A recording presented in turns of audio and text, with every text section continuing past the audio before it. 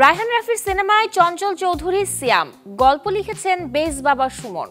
নিলয় আলমগীর ও তানিয়া বৃষ্টির সংসারে সুখ নেই। বিদেশি কনসার্টে মনোযোগী হচ্ছেন দেশের শিল্পীরা। প্রকাশ পেয়েছে জলের গান ব্যান্ডের নতুন মিউজিক ভিডিও। দর্শক সবাইকে আমন্ত্রণ, শুরু করছি Walkar footwear presents showbiz and style 24। দেশ বিদেশের বিনোদনের নানা খবর সাথে নিয়ে আছি আমি শাহরিন জেবিন। রায়হান রাফির আপকামিং মুভিতে দেখা যাবে চঞ্চল চৌধুরী ও সিয়াম আহমেদকে। আন্ধার নামের যে ছবির গল্পটি ভৌতিক ঘরানার লিখেছেন বেজ বাবা সুমন। অ্যাকশন রোমান্টিকের বাইরে গিয়ে প্রথমবারের মতো এবারে ভৌতিক গল্পের সিনেমা নির্মাণ করতে যাচ্ছেন রায়হান রাফি। এরই মাঝে সামাজিক যোগাযোগ মাধ্যমে এসেছে আন্ধার সিনেমার একটি লুক, যা দেখে স্পষ্ট বোঝা যাচ্ছে ভৌতিক ঘরানার ছবি এটি। জানা গেছে রায়হান রাফি পরিচালিত ভৌতিক ঘরানার এই ছবির বাজেটও নাকি হবে অনেক। সবকিছু ঠিক থাকলে আসছে সেপ্টেম্বরে হবে সিনেমার শুটিং, আর 2 ঈদের মাঝামাঝি সময় রয়েছে এর মুক্তির সম্ভাবনা। ছবির গল্প নির্মাণে আদনান আদিব খান ও চৌধুরী ফজলে সাকিবের সাথে থাকছেন বেজ বাবা খ্যাত সাইদুস সালেহিন খালেদ সুমন। বাবা মার বড় ভাইকে না জানিয়েই বিয়ে করেছে বাড়ির ছোট ছেলে, পাত্রী আবার বড় ভাইয়ের আপন শালী। এই নিয়েই সংসারের নানা অশান্তি। দর্শক, এমন প্রেক্ষাপট দেখা যাবে নিলয় আলমগীর ও তানিয়া বৃষ্টির নতুন নাটকে, যে নাটকের নাম সংসারে সুখ নেই। আপনাদের নিয়ে ঘুরে আসবো এই নাটকটির শুটিং সেট থেকে। পরিবারকে না জানিয়ে হঠাৎ একদিন বাড়িতে বউ নিয়ে হাজির সবুজ।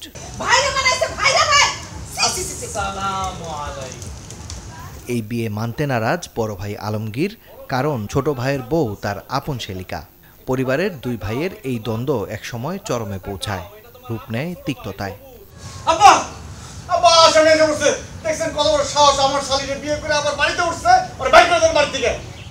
এমনই গল্পে ঢাকার অদূরে পুবাইলের এক শুটিং বাড়িতে চলছে সংসারে সুখ নাই নামের নাটকের দৃশ্য ধারণ। পারিবারিক কাহিনীতে মহিন খানের রচনা ও পরিচালনায় যে নাটকের প্রধান পাত্রপাত্রী নিলয় আলমগীর ও তানিয়া বৃষ্টি। সবাই মিলে একটা পারিবারিক গল্পের কাজ করছি। এখানে মজার কিছু সিন থাকবে, তারপর মোটামুটি ওভারঅল একটা মজার ছলে আমরা প্রত্যেকটা নাটকে চেষ্টা করি একটা মেসেজ দেওয়ার, এটাও সেরকমই। ভাইদের সম্পর্ক কি হওয়া উচিত আর ওই সম্পর্কের মাঝখানে আসলে কারো আসা উচিত না, বা যেই আসুক না কেন আসলে সম্পর্কটা হচ্ছে সবার উপরে। সো ওই মেসেজটা আসলে নাটকটার মাধ্যমে দর্শক পাবে। স্পেশাল হয়তো কিছু না, কিন্তু এই ধরনের ঘটনা যে বিভিন্ন পরিবারে ঘটে সেটাই আমরা দর্শকদের উপহার দিতে চাই। হাস্যরসের মাধ্যমে সামাজিক বার্তা নির্ভর গল্পের এই নাটকটি দর্শকদের ভালো লাগবে বলে বিশ্বাস নির্মাতার। একটা পরিবারের গল্প আমরা দেখাতে চাচ্ছি, যেখানে আসলে বড় ভাই এবং ছোট ভাই, তো বড় ভাই বিবাহিত আছে, ছোট ভাই বিয়ে করার পরে আসলে কি গ্যাঞ্জাম লাগে পরিবারের মধ্যে, হিংসা, তারপর হচ্ছে যে 2 ভাই 2 বউয়ের মধ্যে কম্পেয়ার, এই জিনিসগুলো আমরা দেখাতে চাচ্ছি। আসলে দর্শক আশা করি গল্পটি দেখে যেমন আনন্দ পাবে, বিনোদন পাবে, তেমনি একটি সুন্দর সামাজিক বার্তাও পাবে। নির্মাতা জানান, নাফ এন্টারটেইনমেন্টের ব্যানারে নির্মিত সংসারে সুখ নাই নাটকটি শিগগিরই অনলাইনে দেখতে পারবে দর্শক। মাকসুদুল হকিমু, চ্যানেল 24, পুবাইল, ঢাকা। ভেন্যু সংকট ও রাজনৈতিক অস্থিরতার কারণে গত কয়েক বছর ধরে কনসার্টের সংখ্যা কমেছে উল্লেখযোগ্য হারে, আর তাই বিদেশে কনসার্টের দিকেই মনোযোগী হচ্ছেন দেশের শিল্পীরা। এই তালিকায় আছে নগরবাউল জেমস, মাইলস, আর্ক, অর্থহীন, প্রীতম হাসানের মতো শিল্পীদের নাম। বর্ষাকালে এমনিতেই কমে যায় কনসার্টের সংখ্যা, তার মধ্যে মরার উপরে খরার ঘা হয়ে দাঁড়িয়েছে রাজনৈতিক অস্থিরতা। নিরাপত্তার কারণ দেখিয়ে একাধিকবার স্থগিত করা হয়েছে বেশ কিছু কনসার্ট।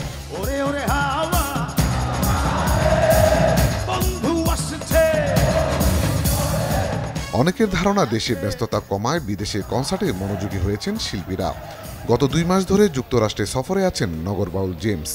এই বছরের মে মাসে যুক্তরাষ্ট্র ও কানাডা সফরে গিয়েছেন প্রীতম হাসান। ব্যান্ড আর্ক কানাডা সফরে যাবেন আগস্ট মাসে, তার সঙ্গে মঞ্চ শেয়ার করবেন শিরোনামহীন। এছাড়া গত শনিবার রাতে ফেসবুক পেজে যুক্তরাষ্ট্র সফরের ঘোষণা দেন অর্থহীন সুমন। সম্প্রতি যুক্তরাষ্ট্র সফর শেষে দেশে ফিরেছেন মাইলস। প্রশ্ন ছিল হামিম আমাদের কাছে, হঠাৎ করে শিল্পীদের বিদেশমুখী হওয়ার কারণ কি? প্রচুর সংখ্যক বাংলাদেশি ওর বলা যেতে পারে বাংলা ভাষাভাষী বিদেশে সেটেল করছে, এবং আমরা ঢাকায় থেকে এটা বোঝা যায় না, বাইরে গেলে বোঝা যায় যে কী পরিমাণ মানুষ চলে আসছে। তারা বাংলাদেশি কালচার, গান এবং পার্টিকুলারলি ব্যান্ডের গান এইভাবে ধারণ করে। আগে যেমন স্টেট শো বলতে নিউ ইয়র্ক, LA, ড্যালাস ইত্যাদি বুঝতো, এখন কিন্তু ছড়িয়ে ছিটিয়ে মোটামুটি 20-24টা স্টেট আছে যেখানে শোটা হচ্ছে। তবে বিষয়টিকে ইতিবাচক বলে মনে করেন আর্টসেল ব্যান্ডের এই 2 সদস্য। দেশের বাইরে যাচ্ছে is something to be proud of. আমাদের ব্যান্ডগুলো যে বড় হচ্ছে এবং আন্তর্জাতিক মহলে বাংলাদেশের বাইরেও যে বাংলা ভাষাভাষী যে বাংলাদেশিরা সব জায়গায় আছে, তারা এখন অনেক ভালো পজিশনে, এক্সপার্টসরা। সো তারাই কিন্তু তাদের উৎসবগুলোর জন্য এই ব্যান্ডগুলোকে নিচ্ছে। বিশেষ করে রক ব্যান্ডগুলো যাচ্ছে। এই যে যাওয়ার ব্যাপারটা, এইটাকে দিয়েও যে মার্কেট করা যায়, এই বুদ্ধির উদয়টা এতদিনে হয়েছে যে এটা হচ্ছে খুব আনন্দের বিষয়। বিদেশের মাটিতে বাংলাদেশি শিল্পীদের গ্রহণযোগ্যতাকে ইতিবাচক হিসেবে দেখছেন অনেক শিল্পীরা। তবে অনেক শিল্পী মনে করেন বিদেশের পাশাপাশি দেশি কনসার্টের সংখ্যা যদি না বাড়ানো হয়, ক্ষতির মুখে পড়বে আমাদের বাংলা সংস্কৃতি। আলী আফতাব, চ্যানেল 24, ঢাকা। প্রকাশ পেয়েছে জলের গান ব্যান্ডের নতুন মিউজিক ভিডিও একের ভেতর আরেক আমি। কথা, সুর ও সঙ্গীত আয়োজন করেছেন রাহুল আনন্দ। আলো আধারের মিশেলে তৈরি এই মিউজিক ভিডিওটিতে আছেন জলের গান ব্যান্ডের সকল সদস্যরা। এর আগে গেল বছর প্রকাশিত হয় এই গানটির অডিও ভার্সন। এবারে দর্শকদের জন্য এসেছে গানটির ভিজুয়াল ভার্সন। এদিকে অনেক দিন পর একক পরিবেশনা করতে যাচ্ছে এই ব্যান্ডটি। জলের গান ও ক্যাফে ভিন্টেজের যৌথ উদ্যোগে অনুষ্ঠানটির নাম দেওয়া হয়েছে বৃষ্টি পরে টাপুর টুপুর। আসছে শনিবার সন্ধ্যা 7টায় ধানমন্ডির ভিন্টেজ কনভেনশন হলে বসতে যাচ্ছে গানের এই আসর। তবে দেশের বাইরে থাকার কারণে এই আয়োজনে গান পরিবেশন করতে পারছেন না রাহুল আনন্দ। অনলাইনে মুক্তি পেয়েছে কণা ও হাসান এস ইকবালের নতুন গান ঘুরাই চলো মনের হুইল। এই গানটিতে মডেল হয়েছেন ছোট পর্দার জনপ্রিয় অভিনেতা জাহের আলভি ও অভিনেত্রী অলঙ্কার চৌধুরী। দর্শক, চলুন দেখবো এবারে এই গানটির কিছু অংশ।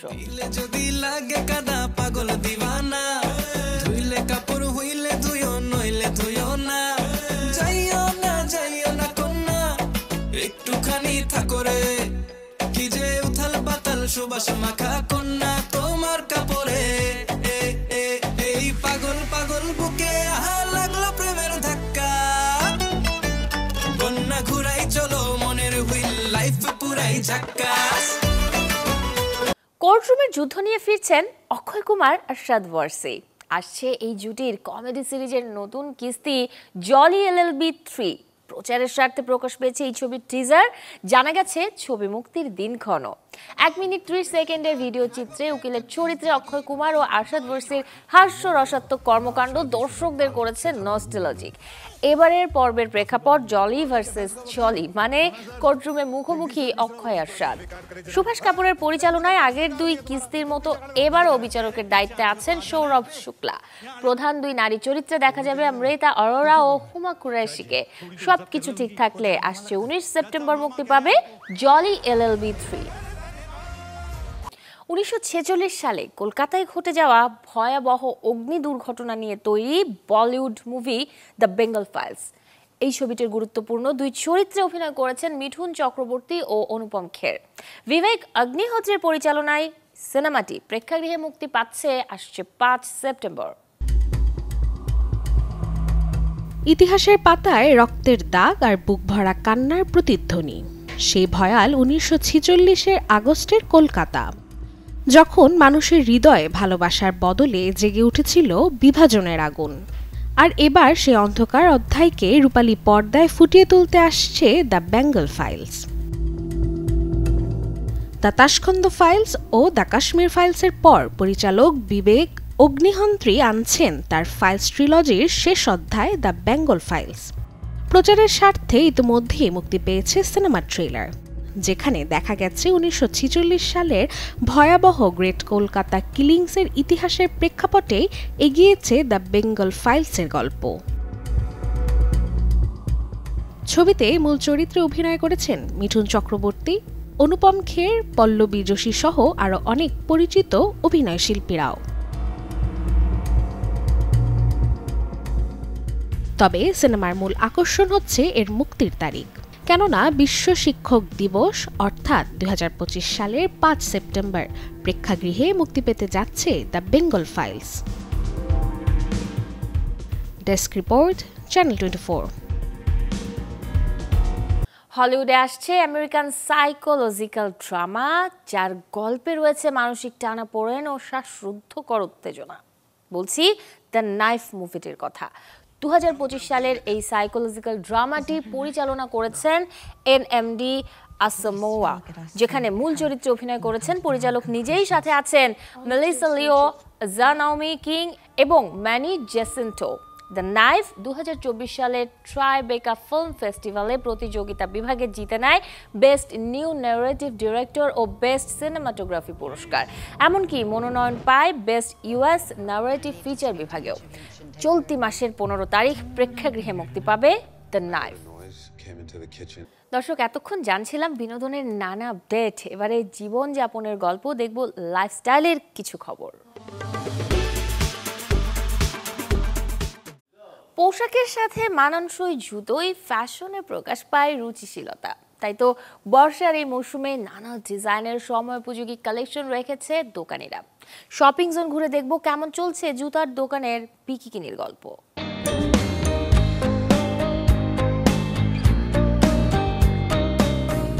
এই রোদ, এই বৃষ্টির সময়টায় কিছুটা মোটা সোলের জুতোর প্রতি থাকে ক্রেতাদের আকর্ষণ।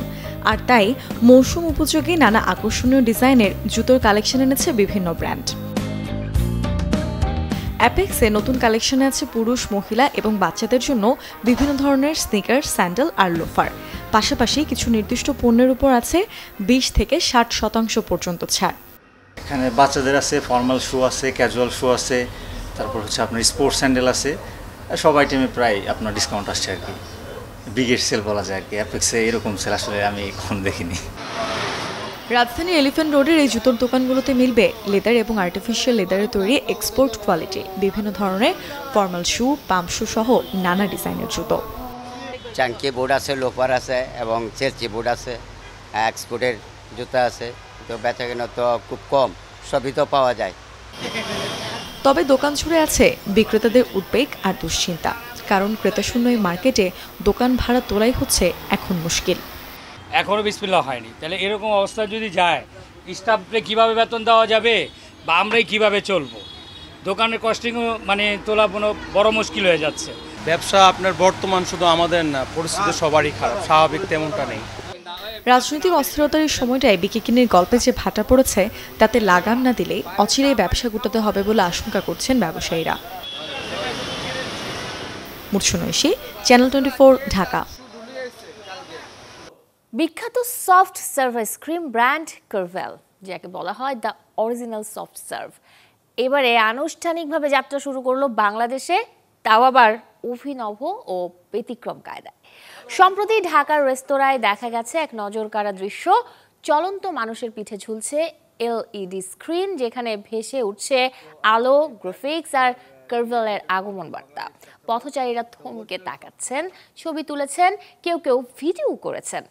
এই উদ্যোগ ঢাকার ব্যস্ত রাস্তাগুলোতে যেন এক ডিজিটাল প্রজেকশন শো এর আবহ তৈরি করেছে। কারভেলের সফট সার্ভ আইসক্রিম এখন থেকে পাওয়া যাচ্ছে বনানী, বেইলি রোড এবং উত্তরার সেন্টার পয়েন্ট শপিং মলে অবস্থিত সিনেবন স্টোরগুলোতে। এর মধ্যে এই বিষয়ে কারভেলের পক্ষ থেকে আনুষ্ঠানিক যাত্রা নিয়ে বিস্তারিত জানিয়েছেন ব্র্যান্ড এম্পাওয়ার লিমিটেডের জেনারেল ম্যানেজার ডিএল নারায়ণ। এদিন উদ্বোধনী অনুষ্ঠানে উপস্থিত ছিলেন ঢাকায় অবস্থিত যুক্তরাষ্ট্র দূতাবাসের কমার্শিয়াল কাউন্সিলর পল ফ্রস্ট। কারভেলের এই নতুন যাত্রা যেন সমৃদ্ধ হয় সে বিষয়ে তিনি শুভকামনাও জানান। ডিলার, পাইকারি বিক্রেতা এবং খুচরা বিক্রেতা নিয়ে 2024-25 সালের ইনসেন্টিভ স্কিমের ফাইনাল মেগামিট উদযাপন করল শীর্ষস্থানীয় ফুটওয়্যার ব্র্যান্ড ওয়াকারো, যেখানে ব্র্যান্ড অ্যাম্বাসেডর হিসেবে উপস্থিত ছিলেন অভিনেতা আফরান নিশো। সারা দেশ থেকে 300 জনেরও বেশি ডিলার, পাইকারি বিক্রেতা এবং খুচরা বিক্রেতা অংশ নেন এই আয়োজনে। 14 নভেম্বর 2024 থেকে 13 মার্চ 2025 সাল পর্যন্ত চলমান এই স্কিমে 9000-এর বেশি খুচরা বিক্রেতা অংশগ্রহণ করেন, যেখানে শীর্ষস্থানীয় পারফর্মাররা পুরস্কার এবং বিশেষ স্বীকৃতি পান। অনুষ্ঠানে পুরস্কার বিতরণ করেন ওয়াকারো বাংলাদেশের চেয়ারম্যান ডি নওশাদ, পরিচালক সাইফুল ইসলাম, আব্দুল রশিদ, রমি জোমর, সাইফ শাহরিয়ার ইসলাম এবং আব্দুল সালাম। অনুষ্ঠানে ছিল ওয়াকারুর বিভিন্ন ধরনের পাদুকা সংগ্রহের একটি প্রদর্শনীও। রান্নার সময় রাঁধুনিদের দুশ্চিন্তা থাকে কি করে ভাত হবে ঝরঝরে, কিংবা রান্না করা মাংস স্বাস্থ্যসম্মত করতে কিভাবে কমানো যায় এর তেল মশলা। এর বাইরেও রান্নার সময় ঝুঁকি থাকে তেল ছিটে নানা রকম দুর্ঘটনা ঘটারও। কিছু টিপস মেনে চললে দূর হবে রান্নাঘরের এমন নানা সমস্যা। সবাইকে শুভেচ্ছা জানাচ্ছি। আমি মেহেরুন আক্তার মেরি, খলিল কালিনারি আর্ট সেন্টারের হেড অফ ফ্যাকাল্টি হিসেবে দায়িত্ব পালন করছি। আমাদের কর্মময় এবং ব্যস্তময় জীবনকে সহজ করার জন্য আজকে আমি কিছু টিপস নিয়ে এসেছি। আমরা ভাত রান্না করার আগে ভাতের চাল 10 মিনিটের জন্য ভিজিয়ে রাখব, পরিষ্কার করে ধুয়ে, কারণ ভাত ঝরঝরা হবে। আমরা মাছ ওয়াশ করার সময় মাছের আষ্টে গন্ধ দূর করার জন্য ভিনেগার অথবা লেবুর পানি দিয়ে ভালো করে ওয়াশ করে নিব। আমরা মাংসকে লবণ পানির মধ্যে 10 মিনিটের জন্য ভিজিয়ে রাখব। মাংস সেদ্ধ হবে দ্রুত এবং মাংসের মধ্যে লবণটা ভালো করে ঢুকে যাবে। আমরা যারা বেকিং লাভার তাদের উদ্দেশ্যে আমি একটি টিপস বলছি। আমরা ডো তৈরি করার সময় ইস্ট এবং লবণ পাশাপাশি রাখি। ইস্ট হচ্ছে জীবন্ত ব্যাকটেরিয়া আর লবণ হচ্ছে প্রিজারভেটিভ। প্রিজারভেটিভ ইস্টের যে কার্যকারিতা নষ্ট করে ফেলে এবং জীবন্ত ব্যাকটেরিয়াটাকে মেরে ফেলে। তাই আমাদের সব সময় মনে রাখতে হবে লবণ এবং ইস্ট দুইটা অপোজিট পাশে রাখতে হবে। কাজ করতে করতে এক সময় চপিং বোর্ডে ময়লা পড়ে যায়। ময়লাটা ক্লিন করার জন্য আমরা অনেক সহজেই গরম পানির মধ্যে ভিজিয়ে লেবু দিয়ে পরিষ্কার করে নিতে পারি। এই বর্ষার সময় আমাদের সবার একটি কমন সমস্যা হচ্ছে লবণের মধ্যে পানি চলে আসা এবং লবণটা গলে যাওয়া। ওই লবণটা গলে যাওয়া রোধ করার জন্য আমাদেরকে একটি টিপস আছে। আমরা একটি কাপড়ে চাল নিয়ে বেঁধে লবণের দানির মধ্যে যদি রেখে দিই তাহলে লবণটা গলে যাবে না, লবণটা সবসময় ঝরঝরা থাকবে। যদিও সময়টা এখন বর্ষাকাল, তবে কদিন আগেই চলে যাওয়া গ্রীষ্ম, মানে তালের রসের গন্ধে উঠোনে জ্বলছে চুলো, ফুটছে মাটির হাঁড়ি। বাগেরহাটের মিষ্টিতে মাখা এক গ্রামের গল্প জানাবো, যেখানে তালের গুড়েই লুকিয়ে আছে ঐতিহ্যের ছোঁয়া। গ্রীষ্মকাল এলেই বাগেরহাটে শুরু হয় এক মিষ্টি প্রতিযোগিতা। কে বানাবে সবচেয়ে খাঁটি তালের গুড়। গ্রামীণ ঐতিহ্য, লোকজ কৌশল আর প্রকৃতির ছোঁয়ায় বানানো এই গুড় আজও হারায়নি তার গন্ধ কিংবা গর্ব। বাগেরহাটের মানুষের কাছে এটা মিষ্টির মৌসুম। এই সময়টাতেই তালের গাছে ঝরে পড়ে সোনালি রস, আর সেই রস দিয়েই তৈরি হয় দারুণ সুস্বাদু তালের গুড়। গাছে কলসি ঝুলিয়ে রস সংগ্রহ হয় ভোর থেকে সন্ধ্যা পর্যন্ত 4 বেলা। রসটা প্রথম আনিয়ে চাকুনি দিয়ে রসটা চাকার পরে ওই গুড় দিয়ে জ্বালাইয়ে যখন মৌজলয় আস্তে আস্তে তারপরে ফোট দিয়ে তারপরে আর কি মুসি গুড় করি। এটা আমরা একটু প্রসেসিং করতেছি, এটা যাতে দানা পড়ে, তাই আমরা এই কাজটা করছি, একটু গোটাগুটি করছি। তো আমরা পড়ালেখার পাশাপাশি মা বাবার সাহায্য করি। এই গুড় খুব সুস্বাদু এবং এই গুড় দিয়ে তাল মিশ্রি তৈরি করা হয়। রস প্রথমে ছেঁকে নেওয়া হয়, তারপর মাটির চুলায় জাল দিয়ে তৈরি হয় গুড়। প্রাকৃতিকভাবে তৈরি হওয়া এই গুড়ে নেই কোনো কেমিক্যাল বা প্রিজারভেটিভ, তাই এটি স্বাস্থ্যকর এবং পুষ্টিকর, যার মধ্যে থাকে প্রাকৃতিক আয়রন, ক্যালসিয়াম ও অ্যান্টিঅক্সিডেন্ট। 2 রকমের তালের গুড় হয়, পাটালি আর ঝোলা। পিঠে পায়েস থেকে শুরু করে গরম ভাতে পর্যন্ত এর ব্যবহার বাংলার ঘরে ঘরে। নির্ভরতা, স্বাদ আর স্মৃতির মিশেলে এ যেন এক মিষ্টি ইতিহাস। বাগেরহাটের অনেক এলাকায় আজও বাড়ির উঠোনে বানানো হয় এই গুড়। এটা শুধু খাবার নয়, বরং স্থানীয় অর্থনীতির একটি গুরুত্বপূর্ণ অংশ।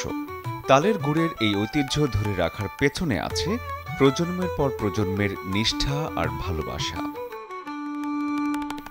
শরীফুল হক, চ্যানেল 24।